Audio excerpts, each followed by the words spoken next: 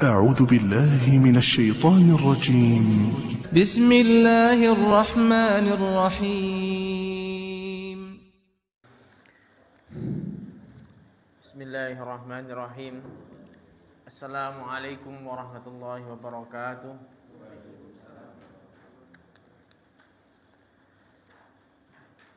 Alhamdulillah ala fadlihi wa ihsani wa ashkuruhu ala taufiqi wa amtinani wa ashhadu an la ilaha illallah wahdahu la syarika lahu ta'zima li sya'ni wa ashhadu anna Muhammadan abduhu wa rasuluhu da'i ila ridwani wa ala alihi wa ashabihi. Allahumma salli ala nabiyyina wa habibina wa maulana wa sayyidina Muhammadin sallallahu alaihi wasallam wa ala alihi wa ashabihi wa man tabi'ahum bi ihsan.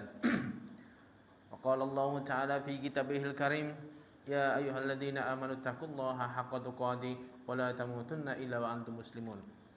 Wa ana astaqil hadithi kitabullah wa khairal huda huda Muhammadin sallallahu alaihi wasallam wa syarrul umuri muhdatsatuha wa kullu muhdatsatin bid'ah wa kullu bid'atin dhalalah wa kullu dhalalatin finnar.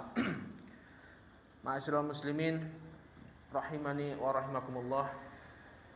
Alhamdulillah, malam hari ini kita oleh Allah dipertemukan kembali untuk di dalam majelis zikir, majelis yang sedang membahas tentang zikrullah, ingat kepada Allah. Terutama saat ini kita sedang membahas tentang pokok-pokok agama, tentang rukun iman. Kita sudah berlalu pembahasan tentang 3 rukun iman: iman kepada Allah, iman kepada hari akhir, kemudian iman kepada para malaikat. Pembahasan kita selanjutnya saat ini adalah kita mengawali tentang pembahasan beriman kepada kitab-kitab Allah. Ini terlebih seperti halnya pembahasan ilmiah yang lain, pasti di dalam semua pembahasan itu pasti ada. Kita kupas dulu secara makna, kemudian secara istilah. Dan di antara pokok-pokok keimanan yang harus diimani seorang hamba, yaitu kita harus beriman dengan kitab-kitab Allah secara global. Jadi minimal kita punya iman secara global. Minimal kadar keimanan yang dimiliki seorang muslim, seorang mukmin, itu yaitu dia beriman bahwasanya Allah menurunkan kitab-kitabnya. Itu kadar minimal. Adapun kita belajar lebih terperinci, ini ada nilai faidah-faidahnya bagi orang-orang tertentu yang Allah berikan karunia bisa mempelajari kitab-kitab ini secara lebih terperinci. Ini ya disyukuri. Tapi minimal, kadar minimal yang 6 ini sebagai pilar ini ya kita iman bahwasanya Allah menurunkan kitabnya.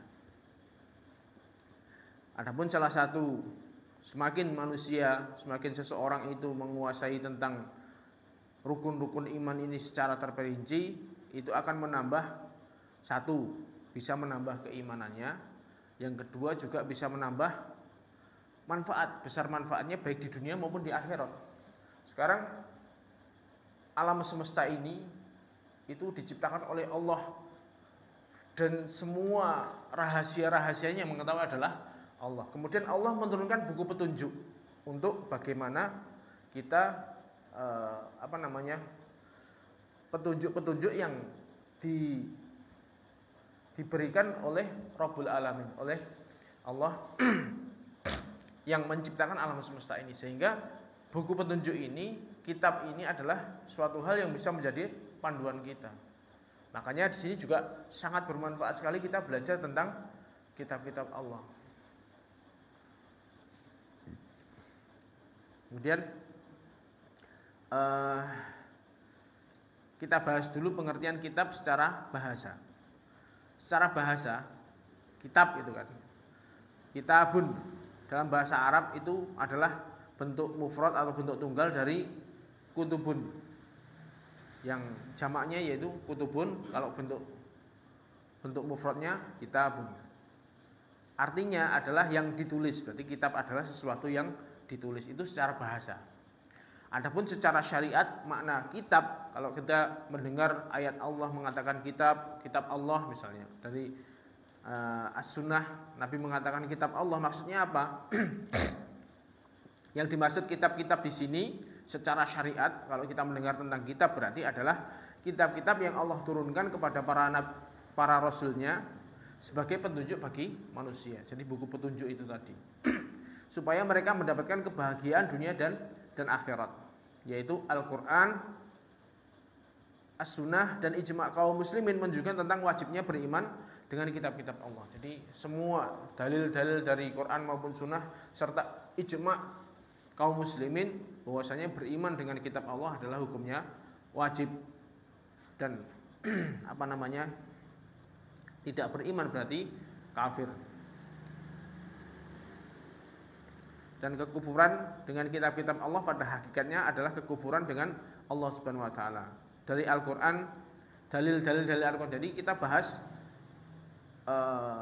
dalil-dalil pendukungnya juga. Jadi kita mengetahui ma'rifatu dinil Islam bil adillah. Kita berusaha mendalami tentang agama Islam ini dengan dalil-dalilnya. Jadi kita berusaha memahami agama kita bukan sekedar khurafat-khurafat, cerita-cerita peninggalan mbah-mbah kita, enggak seperti itu. Kita berusaha memahami agama Islam ini semuanya pasti ada dalil-dalilnya bil adillah. Itu yang namanya kita berusaha memahami secara benar. Dalilnya dari Al-Qur'an yang mengatakan bahwasanya harus beriman dengan Al-Qur'an, dengan kitab-kitab. Allah Subhanahu wa taala berfirman, "Ya ayyuhalladzina amanu aminu billahi wa rasulihi wal kitabil ladzi nazzala ala rasulihi wal kitabil ladzi anzala min qabl. Wa may yakfur billahi wa malaikatihi wa kutubihi wa rusulihi wal yaumil akhir faqad dhalla dhalalan ba'ida." Wahai orang-orang yang beriman, berimanlah kalian, jadi perintah kepada Allah dan Rasulnya dan kitab yang telah diturunkan kepada Rasulnya dan kitab-kitab yang diturunkan sebelumnya. Jadi beriman kepada kitab yang kita ada sekarang ini dan juga kitab-kitab sebelumnya. Allah perintahkan untuk beriman terhadapnya. Barang siapa yang kufur kepada Allah dan malaikat-malaikatnya, kitab-kitabnya, rasul-rasulnya dan hari akhir, sungguh dia telah sesat dengan kesesatan yang jauh. Surat An-Nisa ayat 136. Ini dalil dari Al-Qur'an bahwasanya beriman kepada kitab Allah ini termasuk wajib. Kafir, tidak percaya dengan adanya kitab Allah berarti kafir. Kemudian dari As-Sunnah, dari sabda Nabi SAW ketika ditanya oleh Jibril tentang apa itu iman. Jadi ketika Nabi yang dulu ya istilah kita yang terkenal dengan hadis Jibril, hadis tentang bahwasanya Nabi ketika kumpul-kumpul dengan sahabat, tahu-tahu ada seorang laki-laki datang ganteng istilahnya. Orang situ nggak ada yang kenal, tahu-tahu duduk sebelahnya Nabi nanya, "Ya Muhammad, mal iman?" Wahai Muhammad, iman itu apa?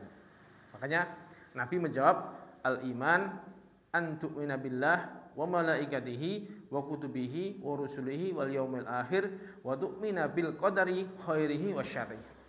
Yang dimaksud iman, definisi iman adalah engkau beriman dengan Allah, beriman dengan malaikat-malaikatnya, beriman dengan kitab-kitabnya, beriman dengan rasul-rasulnya, dan beriman dengan hari akhir, dan beriman dengan takdir. 6 berarti.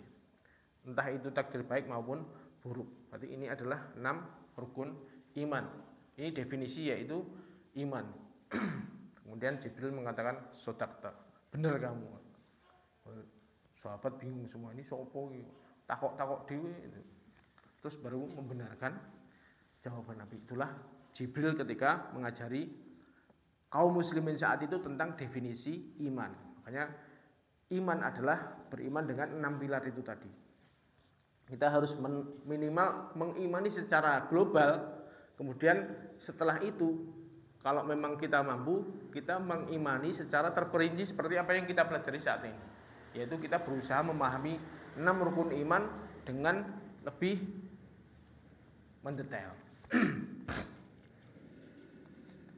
Kemudian selain Al-Quran dan Sunnah yang menunjukkan wajibnya iman kepada kitab, juga ada yang namanya ijma'. Diriwayatkan telah berkata Ibnu Battah rahimahullah, wa kadzalika wujubul iman wa tasdiqi bi jami'i ma ja'at bihi rusul min indillah wa bi jami'i ma qala Allahu azza wa jal fa huwa haqqun lazim. Jadi wajib wa kadzalika wujubil iman, jadi termasuk wajib orang yang beriman itu membenarkan semua yang datang dari Tuhannya dan Rasulnya, wa bi jami'i ma qala Allah taala wa jal, dan beriman terhadap apa yang dikatakan Allah azza wa jal, wa huwa haqqun lazim, itu adalah sebuah kewajiban wajib, berarti wajib beriman kepada apa yang diturunkan oleh Allah kepada Rasulnya. Falau anna rajulan amana bi jami'i ma ja'at bihi rusul illa syai'an wahidan kana bi raddi dzalika syai'un kafirun inda jami'il ulama. Seandainya ada seseorang itu dia mengimani hampir ke semuanya, mayoritas itu diimani semuanya, hanya satu yang dia enggak imani, itu dihukumi oleh semua kesepakatan ulama itu hukumnya tetap kafir. Meskipun dia mengimani sebagian besar, 90% dia iman, 1% dia enggak percaya misalnya, itu tetap hukumnya kafir. Makanya mengimani semua yang datang dari Allah itu hukumnya wajib. Wajib. Kabar yang datang kepada kita harus kita yakini. Itu. Di landasannya kuat bahwasanya beriman itu hukumnya wajib, tidak beriman hukumnya kafir. Dalilnya jelas dari Quran ada, dari sunnah ada, dan juga ijma para ulama. Keseluruhan ulama ijma sepakat bahwasanya orang yang begini ini, orang yang nggak mau beriman meskipun hanya sedikit aja yang dia nggak beriman hukumnya kafir. Taib. Kemudian setelah itu kita membahas tentang pentingnya beriman dengan kitab-kitab Allah dan bagaimana cara beriman dengan kitab-kitab Allah. Di antara yang menunjukkan pentingnya beriman dengan kitab-kitab Allah, bahwasanya beriman dengan kitab-kitab Allah secara global adalah termasuk pokok-pokok akidah Islam dan merupakan rukun yang ketiga dari 6 rukun iman yang tidak sah iman seseorang kecuali dengan mengimani seluruh rukun iman ini, dan telah berlalu hadisnya. Hadisnya tadi sudah dijelaskan bahwasanya mengimani keseluruhan 6-6-nya ini adalah secara global minimal itu adalah pokok-pokok akidah Islam. Yang dia meninggalkan salah satu berarti sama dengan meninggalkan kesemuanya. Enggak salah satu rukun 6 ini dia enggak yakin salah satu, kafir sudah. Kemudian di antara yang menunjukkan pentingnya bahwasanya beriman dengan kitab-kitab Allah adalah sifat-sifat orang beriman. Jadi sifat-sifatnya orang beriman, dia adalah beriman dengan apa-apa yang Allah turunkan. Amanar Rasul, Allah berfirman, amanar Rasulu bima unzila ilaihi min rabbih wal mu'minun kullun amana billahi wa malaikatihi wa kutubihi wa rusulihi. Surat Al-Baqarah. Terakhir itu. Rasul beriman dengan apa yang diturunkan kepadanya dari Rabb-nya.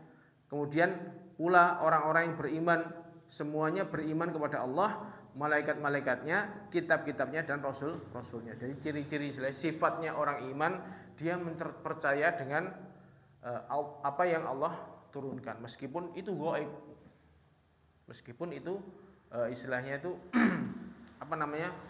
membutuhkan keyakinan yang kuat, karena semuanya datang kabar itu gaib. Misalnya, Jibril mendatangi, misalnya Nabi mengatakan, Jibril mengatakan mendatangi kepada saya, Nabi Muhammad mengatakan seperti itu. Kalau orang nggak punya keimanan, dia akan diraketok. Nah, itu kan namanya kita beriman dengan sesuatu yang gaib. Bahwasanya kitab ini yang diturunkan kepada Nabi Muhammad, yang disampaikan oleh Nabi Muhammad adalah dari Allah. Ini sesuatu yang gaib. Makanya salah satu sifatnya orang beriman yaitu yu'minuna bil gaib. Mereka iman dengan hal-hal yang gaib dan dia percaya dari semua yang Nabi atau Rasul sampaikan. Kemudian di antara yang menunjukkan pentingnya bahwasanya Allah telah menyuruh orang-orang yang beriman untuk mengatakan kami beriman kepada Allah dan apa yang diturunkan kepada kami. Jadi Allah menyuruh orang-orang yang beriman untuk mengatakan amanna, kami beriman kepada Allah dan apa yang Allah turunkan kepada kami. Allah berfirman, qulu amanna billahi wa ma unzila ilaina wa ma unzila ila Ibrahim wa Ismail wa Ishaq wa Yaqub wal asbat wa ma utiya Musa wa Isa wa ma utiya nabiyyuna min rabbihim la nufarriqu baina ahadin minhum wa nahnu lahu muslimun. Katakanlah, berarti kan kita disuruh mengatakan Orang mengatakan sesuatu itu pasti meyakini dulu baru dia mengatakan. Qulu, katakanlah oleh kalian, kami beriman kepada Allah dan apa yang diturunkan kepada kami. Dan apa yang diturunkan kepada Ibrahim. Jadi kami beriman kepada Allah, kami beriman kepada Al-Quran, kami beriman kepada apa yang diturunkan kitab yang kepada Nabi Ibrahim, kepada Nabi Ismail, Nabi Ishak, Nabi Yakub dan Asbat, para nabi-nabi yang lain, dan apa yang diberikan kepada Musa dan Isa. Semuanya kita iman, dan apa yang diberikan kepada para nabi dan dari Rob mereka. Kami tidak membeda-bedakan seorang pun di antara mereka, dan kami menyerahkan diri kepada Allah. Ini namanya keimanan yang kokoh seperti ini. Pokoknya semua kabar yang Allah kabarkan kepada kami beriman. Allah suruh mengatakan seperti itu. Berarti orang mengatakan sesuatu, dia harus meyakini dulu dengan sesuatu tersebut. Makanya itulah pentingnya kita beriman di situ. Berarti kalau kita beriman itu menunjukkan bahwasanya kita juga termasuk orang-orang yang kokoh keimanannya. Kemudian di antara yang menunjukkan pentingnya beriman dengan kitab-kitab Allah, bahwasanya mengkufuri kitab-kitab Allah adalah sebuah kesesatan yang nyata. Allah berfirman, "Wa may yakfur billah wa malaikatihi wa kutubihi wa rusulihi wal yaumil akhir faqad dhalla dhalalan ba'ida." Barang siapa yang kufur kepada Allah, malaikat-malaikatnya, kitab-kitabnya, rasul-rasulnya dan hari akhir, maka sungguh dia telah tersesat dengan kesesatan yang jauh. Surat An-Nisa. Berarti di antara hal-hal semuanya itu tadi menunjukkan bahwasanya semua kita beriman adalah sesuatu yang pentingnya kita beriman seperti itu. Karena dengan kita tidak beriman sama dengan kita kufur.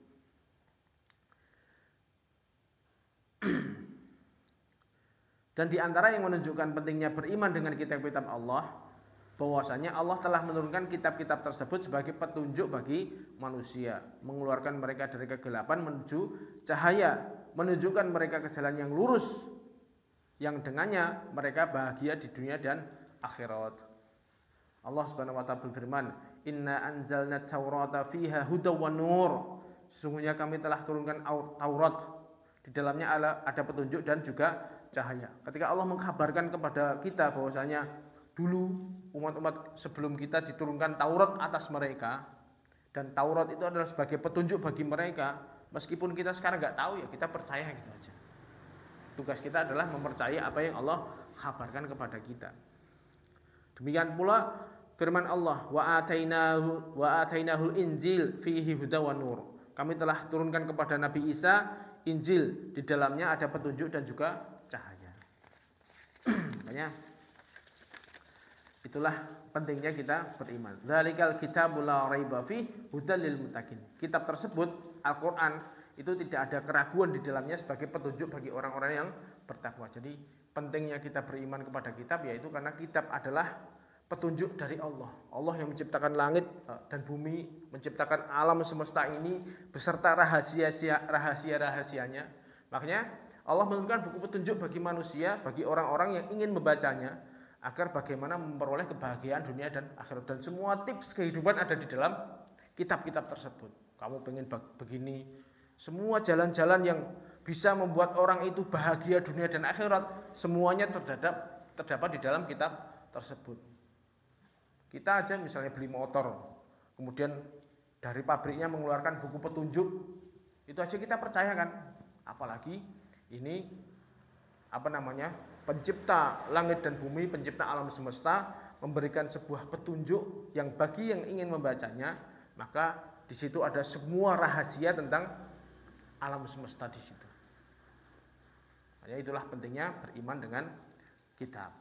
Kemudian bagaimana caranya kita beriman? Makanya ada empat perkara bagaimana cara kita beriman dengan kitab Allah. Yang pertama, kita beriman bahwasanya kitab-kitab ini benar turun dari Allah Subhanahu wa taala. Kita harus yakin dulu bahwasanya semua kitab yang kita ketahui kabarnya, yang sampai kepada kita, bahwasanya semua itu datangnya dari Allah. Melalui perantara adalah para rasulnya, dengan disampaikan risalah itu disampaikan kepada para rasulnya. Kemudian Yang kedua, beriman dengan nama-nama kitab yang kita ketahui namanya.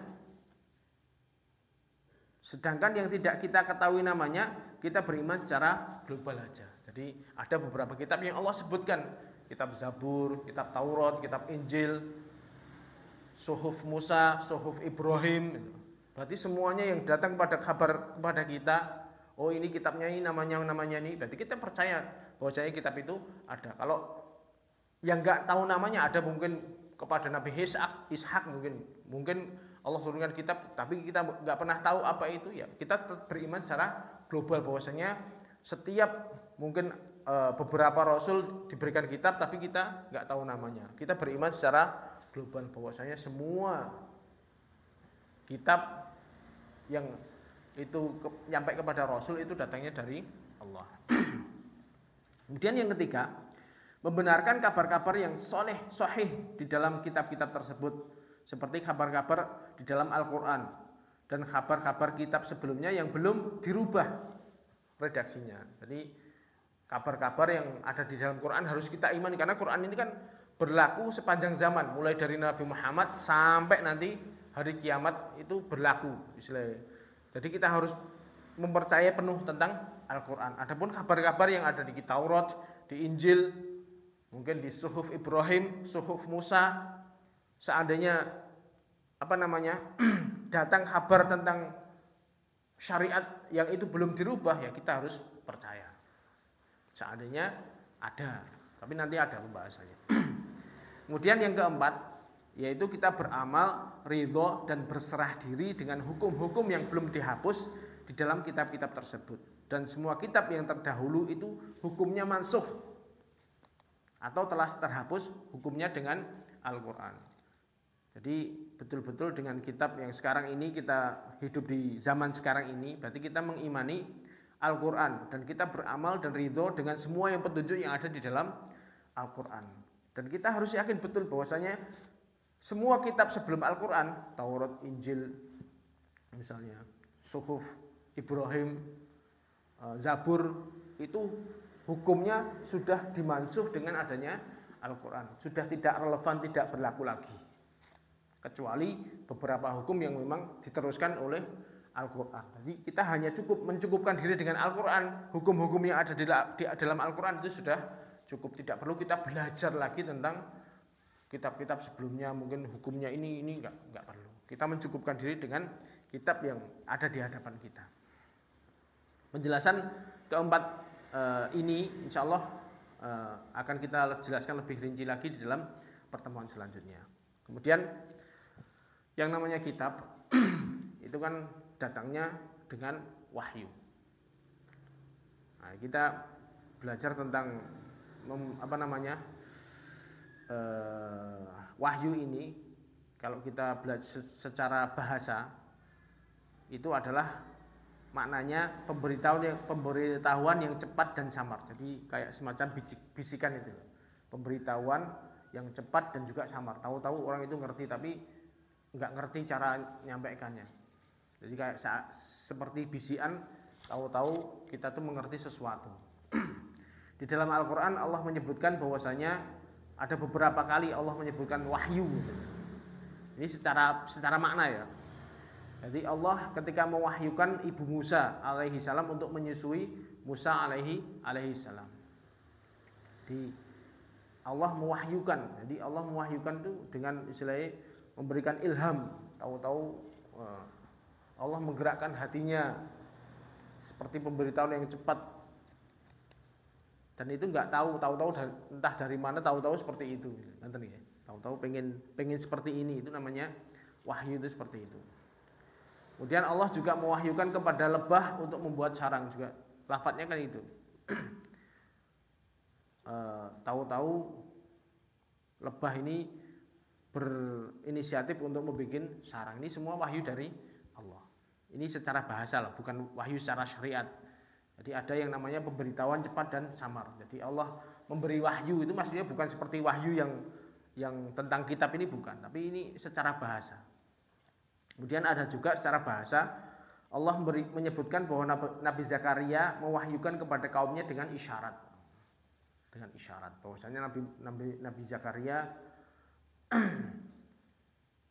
tidak berbicara dengan kaumnya selama 3 hari cuman dengan bahasa isyarat. Itu kan berarti pemberitahuan, mewahyukan, ngasih tahu isyarat-isyarat. Itu secara ini masalah bahasa dulu ya. Kemudian ada juga Allah menyebutkan bahwasanya syaitan itu memberikan mewahyukan kepada wali-walinya. Wa inna syayatina la yuhuna ila awliyaihim, surat Al-An'am itu kan. Syaitan memberikan wahyu kepada wali-walinya, wali-wali syaitan, sehingga mereka membantah Nabi Muhammad misalnya. Membantah kebenaran, mereka membantah al-haq. Itu juga namanya pemberitahuan secara samar. Tahu-tahu mereka, hatinya mereka dikuatkan untuk melakukan sesuatu. Itu namanya wahyu secara bahasa. Yang kita bahas adalah secara bahasa itu seperti itu. Namun makna ini beda dengan makna wahyu secara syariat. Kalau kita ngomong tentang kitab Allah, tentang wahyu, berarti yang dimaksud dengan wahyu adalah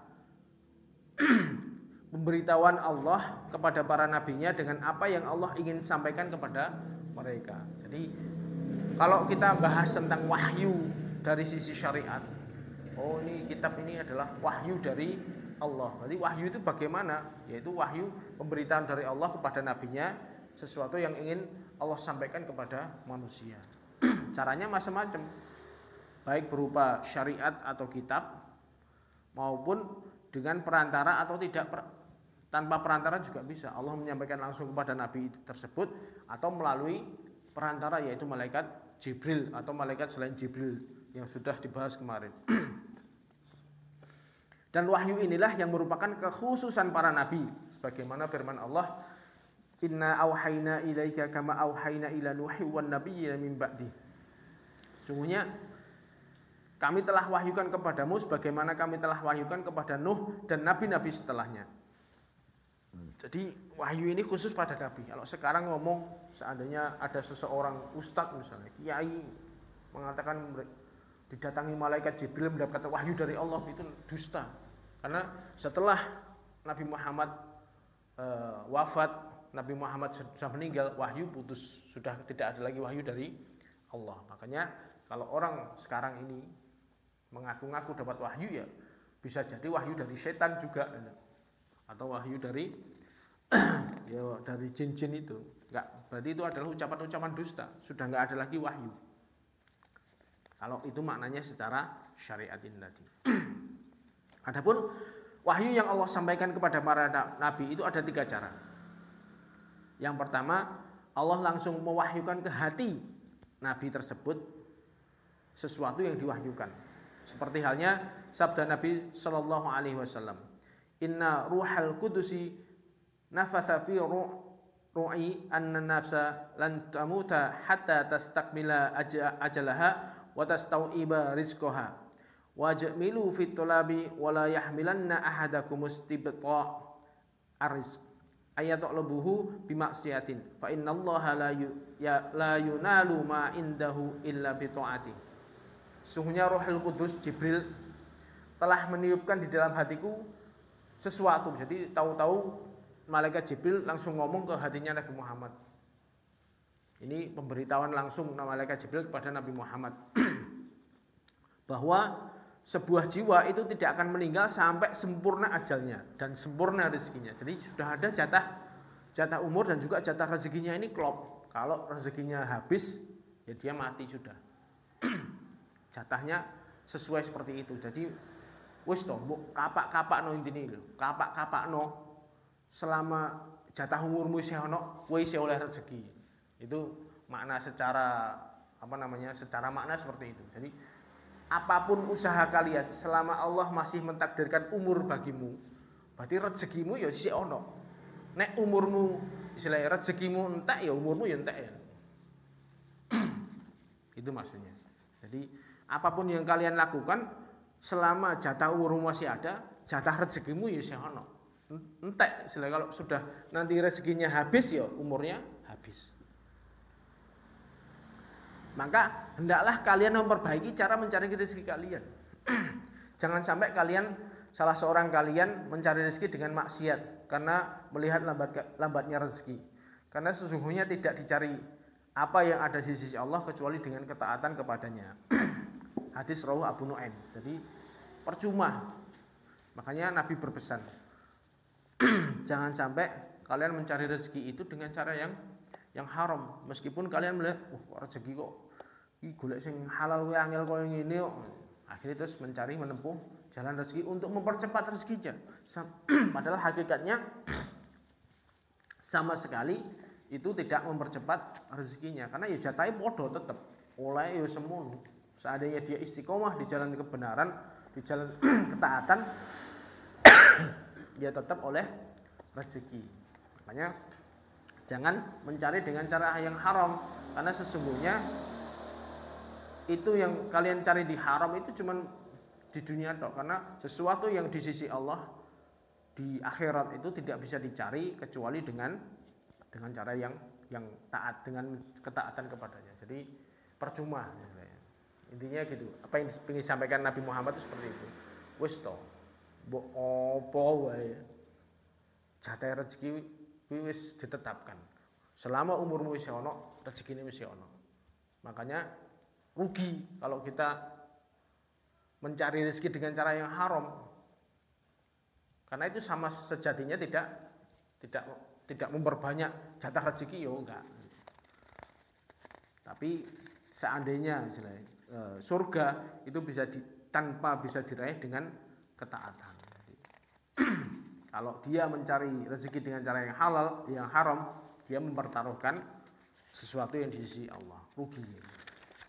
Itu berarti Nabi ketika menyampaikan seperti itu, Nabi diberikan ilham langsung oleh malaikat Jibril. Ini adalah hal yang gaib yang hanya diketahui oleh Nabi Muhammad. Kita diceritakan seperti itu ya kita percaya 100%. Kemudian cara yang kedua, Allah berbicara langsung dengan Nabi tersebut dari balik hijab. Jadi tanpa perantara sama sekali. Allah langsung kepada Nabi tersebut. Sebagaimana ketika Allah berbicara langsung kepada Nabi Musa alaihi salam. Sebagaimana dalam firman Allah, wa kallamallahu Musa taklima. Allah berbicara dengan Musa dengan sebenar-benarnya pembicaraan. Jadi ngobrol langsung. Allah dengan Musa, Nabi Musa itu langsung berbincang-bincang langsung tanpa adanya perantara malaikat Jibril. Cara yang ketiga, wahyu tersebut datang dengan perantaraan malaikat. Jadi ada yang caranya langsung, ada yang perantaraan malaikat. Sebagaimana turunnya Jibril membawa wahyu dari Allah kepada para nabi dan rasul. Dalil dari tiga cara ini adalah di dalam surat Asy-Syura. Wa ma kana li basyarin ayyukallimahullahu ila wahyan aw min wara'i hijabin aw yursila rasulan fayuhi bi idnihi ma yasha'u innahu aliyyun hakim. Tidaklah Allah berbicara kepada manusia kecuali wahyu yang diwahyukan langsung diilhamkan ke dalam hatinya itu atau berbicara kepadanya dari balik hijab, atau Allah mengutus seseorang malaikat utusan, kemudian malaikat tersebut mewahyukan dengan izin Allah apa yang Allah kehendaki. Sungguhnya Dia Maha Tinggi lagi Maha Bijaksana. Surat Asy-Syura. Adapun ketika Jibril datang kepada Nabi Muhammad membawa wahyu, itu metodenya ada macam-macam. Kadang-kadang Jibril datang dengan wujud aslinya. Nah, Jibril memperlihatkan wujud aslinya yang ketika dibentangkan itu memenuhi ufuk dari atas ke bawah itu terpenuhi, saking gedenya Jibril, dan ketika dibentangkan itu ada 600 sayapnya, saking besarnya, sampai Nabi ketakutan terhadap wujud aslinya Jibril pernah awal-awal ketika dapat wahyu itu. Terkadang juga malaikat Jibril membawa wahyu tersebut seperti kerincingan lonceng. Jadi suaranya ketika Nabi Muhammad sedang melakukan sesuatu, tahu-tahu terdiam dan kayak ada suara kerincingan lonceng buanter gitu loh. Sampai Nabi ketika mendengarkan itu berat gitu. Kayak wong nek keberbeken nih langsung dia Nabi merasa berat. Kemudian terkadang Jibril datang menjelma menjadi seorang manusia, seperti halnya hadis Jibril yang kita pelajari tadi. Nabi Jibril menjelma menjadi seseorang, kemudian tanya kepada Nabi Muhammad, apa itu Islam, apa itu iman, apa itu ihsan. Itu kan berarti malaikat Jibril menjelma menjadi manusia. Al-Harits bin Hisham radhiyallahu anhu pernah bertanya kepada Rasulullah sallallahu alaihi wasallam, "Ya Rasulullah, kaifa ta'tikal wahyu?" Faqala Rasulullah sallallahu alaihi wasallam, "Ahyanan ya'tini mithla salsalatil jars, wa huwa ashadduhu ala fayatsamu anni, wa qad wa'aitu anhu ma qala, wa ahyanan yatamatsalu lil malak rajulan fayukallimuni fa'i ma yaqul." Wahai Rasulullah, bagaimana wahyu datang kepadamu? Maka beliau Rasulullah sallallahu alaihi wasallam berkata, terkadang wahyu datang kepadaku seperti suara kerincingan lonceng. Ini yang paling berat bagiku. Tahu-tahu pas lagi melakukan aktivitas ada suara yang sangat memekakkan telinga, Nabi terdiam sebentar sampai keringetan biasanya. Begitu suara itu hilang, baru Nabi memahami sesuatu, ada wahyu baru. Turun ayat ini misalnya, Nabi menyampaikan kepada para sahabatnya. Kemudian kadang-kadang malaikat menjelma sebagai seorang laki-laki yang bertanya kepadaku, dan aku pun memahami apa yang dia ucapkan. Hadis muttafaqun alaih. Muttafaqun alaih itu berarti diriwayatkan oleh Bukhari dan juga Muslim. Dua-duanya ada.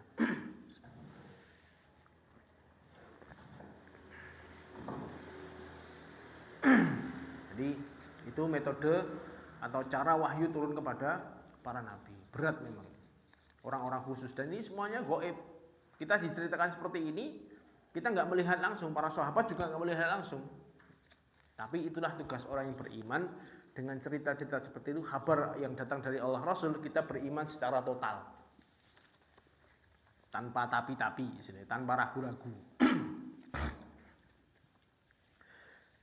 Adapun metode atau cara kita beriman yang pertama, bagaimana caranya, yaitu kita beriman bahwasanya kitab-kitab ini benar-benar turun dari Allah Subhanahu wa taala. Kita harus yakin itu betul, bahwasanya semua kitab itu datangnya dari Allah. Di antara cara beriman dengan kitab Allah adalah yang pertama, bahwasanya kita beriman bahwasanya kitab-kitab tersebut benar-benar turun dari Allah, kemudian merupakan kalamullah, dari Allah bermulai. Jadi kitab itu turun dari Allah, dan itu adalah betul-betul murni kalamnya Allah. Allah berbicara seperti ini, disampaikan secara utuh, kemudian kalimat yang dari Allah ini dinukil secara utuh. Jadi ya apa-apa yang datang dari Al-Quran ini semuanya kalamullah. Jadi bukan ucapannya Nabi Muhammad, bukan. Jadi kalimat yang Allah sampaikan secara utuh disampaikan kepada Nabi dengan utuh, dinukil seperti ini. Jadi datangnya dari Allah begini, kemudian dibawa oleh perantara itu tadi pada Nabi juga ucapannya semuanya. Misalnya dzalikal kitabul la raiba fihi, itu semuanya itu kalimat datangnya dari Allah, full. Bukan Nabi Muhammad tidak merubah sama sekali redaksinya kalimat itu.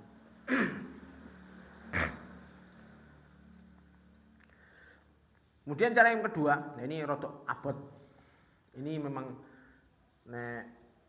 karena tadi ada beberapa, nanti ada aliran-aliran menyimpang dari sisi ini. Bahwasanya Allah telah berbicara secara hakikat dengan huruf dan maknanya. Jadi semua kalimat-kalimat kalamullah itu adalah Allah berbicara secara huruf dan maknanya. Dzalikal kitabul la raiba fihi misalnya, itu ya dari Allah seperti itu datangnya, utuh. Itu kalimat murni dari Allah, bukan sebuah getaran-getaran tertentu kemudian itu diterjemahkan oleh Nabi Muhammad sehingga kalimat itu datangnya dari Nabi Muhammad, bukan. Paham ya? Jadi kalimat itu sama sekali betul-betul utuh dari Allah seperti itu. Sak Quran. Karena ada namanya nanti di belakang, nanti ada yang namanya ini Al-Quran kalamullah, ada yang hadis qudsi. Hadis qudsi adalah maknanya dari Allah tapi lafadznya dari Nabi Muhammad. Beda kan? Kalau ini kalamullah Al-Quran yang tadi mulai dari Al-Fatihah sampai An-Nas itu semuanya lafadznya, hurufnya, maknanya dari Allah semuanya. Kemudian Allah berbicara sesuai dengan yang Allah kehendaki, yang sesuai dengan keagungan Allah Azza wa Jalla. Allah Subhanahu wa taala berfirman, "Nazzala 'alaikal kitaba bil haqqi musaddiqan lima baina yadayhi wa anzala at-taurata wal injil." Dia telah menurunkan atasmu Alkitab, yaitu Al-Qur'an dengan hak, membenarkan kitab-kitab sebelumnya dan dialah yang telah menurunkan Taurat dan Injil. Dan Allah Subhanahu wa taala berfirman, "Qul amanna billahi wa ma unzila alaina wa ma unzila ala Ibrahim wa Ismail wa Ishaq wa Yaqub wal asbat wa ma utiya Musa wa Isa wan nabiyyuna min rabbihim."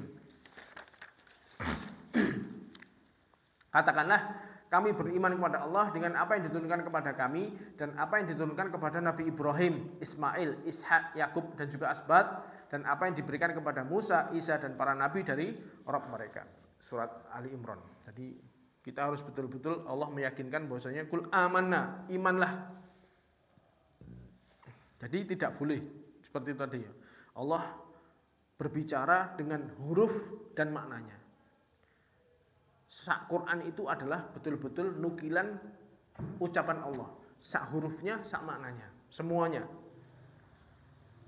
Jadi tidak boleh kita mengatakan bahwasanya Taurat sing asli, Taurat itu adalah ucapannya Nabi Musa, tapi maknanya dari Allah misalnya. Jadi Allah cuma mengirimkan sinyal-sinyal terus itu ucapannya Musa.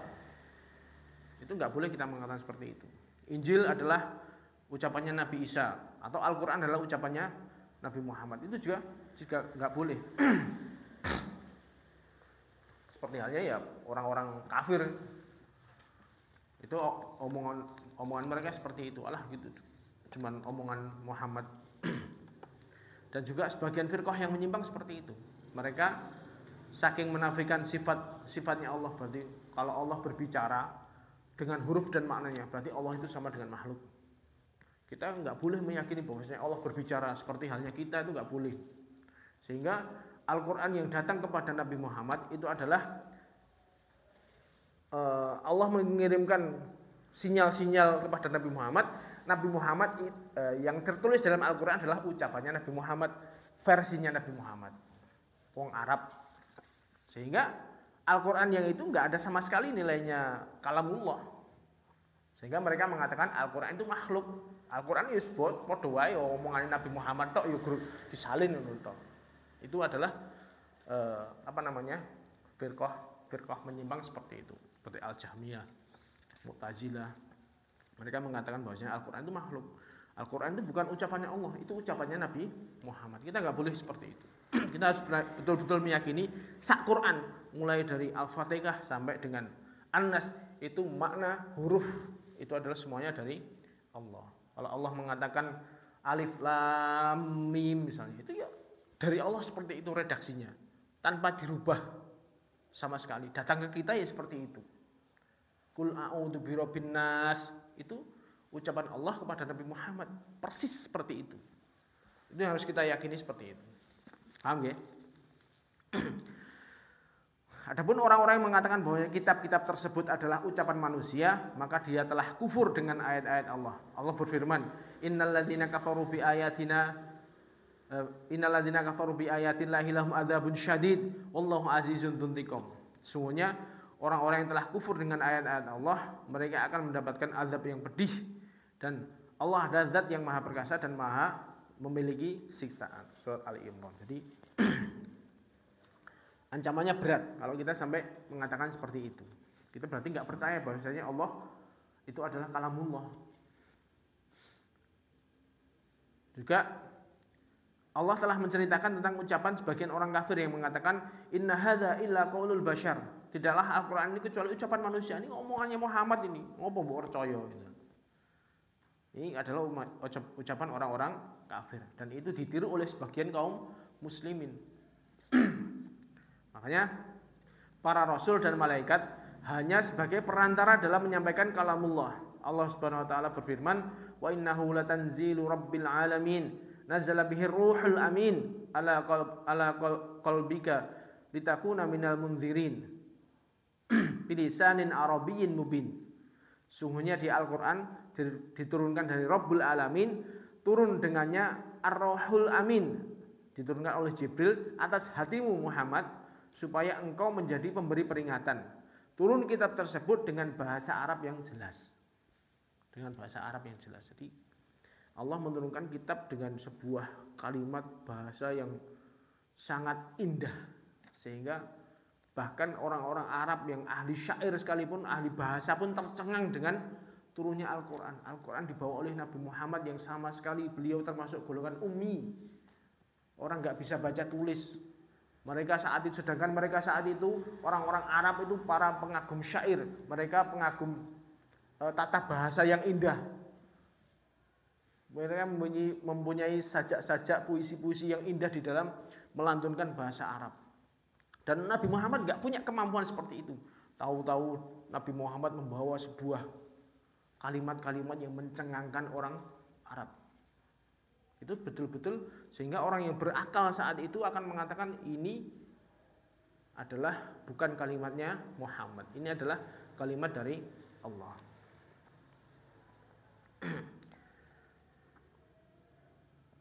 Jadi kita tidak boleh menyandarkan Al-Quran kepada pengucapnya.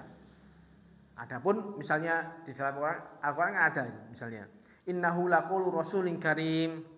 Allah sebutkan dalam surat Al-Haqqah dan surat At-Takwir, sungguhnya dia Al-Quran adalah ucapan Rasul yang mulia. Ucapan Rasul adalah maksudnya menyandarkan ucapan kepada yang mengucapkannya. Jadi Allah mengatakan seperti ini, Jibril mengatakan seperti ini persis, kemudian disampaikan oleh Nabi Muhammad juga sama persis. Ini adalah penyandaran ucapan kepada orang yang mengucapkan. Innahu laqaulu rasulin amin. Ini adalah ucapan utusan yang mulia. Bukan berarti ini adalah ucapannya Jibril, ucapannya Muhammad secara mandiri, tidak. Beliau cuma menukil apa yang Allah sampaikan. Di dalam Al-Haqqah misalnya, yang dimaksud utusan adalah Nabi Muhammad. Innahu laqaulu rasulin karim. Ini adalah ucapannya Nabi Muhammad yang menukil ucapan dari Jibril dan juga Nabi dari Allah. Kemudian dalam surat At-Takwir misalnya, innahu laqaulu rasulin karim, maksudnya ini adalah ucapannya malaikat Jibril. Ini menunjukkan bahwasanya mereka hanya menukil dari Allah persis seperti apa yang disampaikan kepada mereka. Ini termasuk pembahasan yang rada abot saja nih, tapi ya kita bahas sekilas karena ini nanti hubungannya dengan beberapa firqah-firqah yang menyimpang, karena mereka menafikan atau tidak mengakui bahwasanya Al-Qur'an ini adalah betul-betul kalamullah. Jadi kita sebagai orang yang beriman tugasnya mudah sebenarnya. Apa yang datang kepada kita yakini bahwasanya Al-Qur'an ini mulai dari Al-Fatihah sampai dengan An-Nas, ini semuanya lafadznya dari Allah, maknanya juga dari Allah. Simple, percaya wis. Nggak usah dipikir pakai logika, nggak perlu. Kayak mereka yang biasanya tersesat ini adalah mereka mengedepankan akal dibandingkan wahyu. Insya Allah itu yang bisa kita sampaikan pada pertemuan kali ini. Insya Allah nanti kita bahas lagi lebih mendetail tentang apa itu Suhuf Musa, apa itu Taurat, bagaimana kandungannya. Insya Allah kita bahas di pertemuan berikutnya. Wallahu ta'ala a'lam.